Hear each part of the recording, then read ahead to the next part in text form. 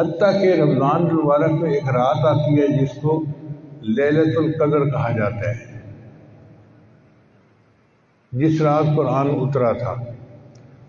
اس رات میں انسانوں کے گناہ ویسے ہی معاف کر دیے جاتے ہیں۔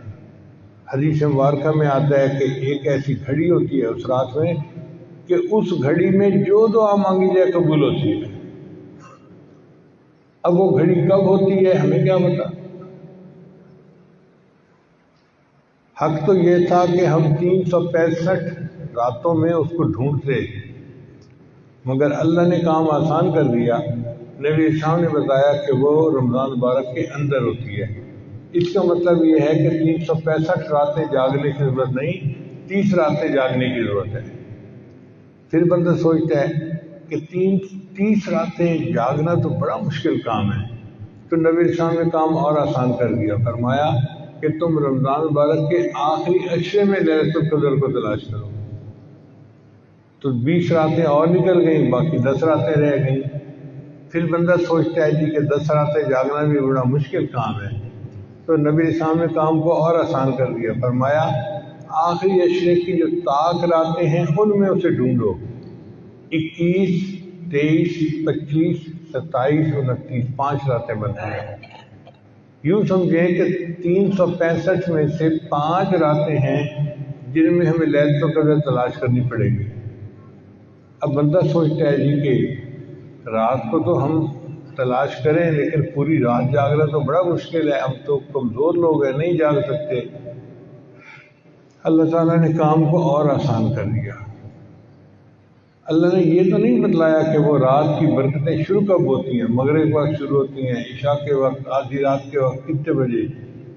ایک بات بتا دی، فرمایا کہ وہ رات کو جب بھی خاص برکتیں نازل ہوتی ہیں، تنزل الملائکۃ والروح فیہا بإذن ربہم من کل امر سلام سلام ہی حتی مطلع الفجر۔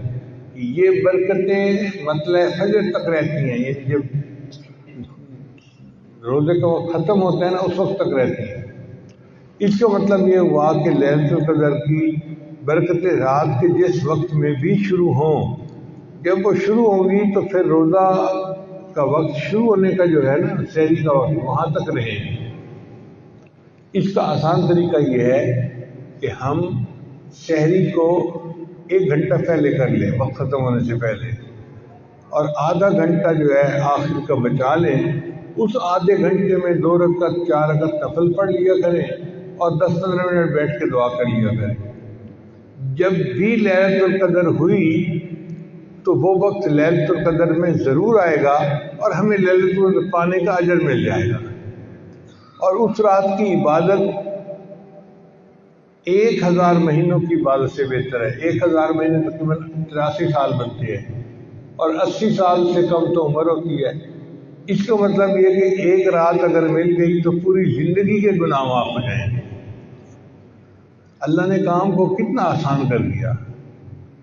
تھوڑی سی ہمت کرنے کی بات ہے، اللہ تعالیٰ کی رحمت بہانہ ڈھونڈتی ہے مغفرت کے۔ پھر ایسا بھی ہوتا ہے کہ ایک بندہ پورا مہینہ غفلت میں رہا، اس نے نہیں خیال کیا، تو انسان کی فطرت ہے جب آخری دن آتے ہیں نا تو اس کو احساس ہوتا ہے یار رمضان نکل گیا ہاتھ سے۔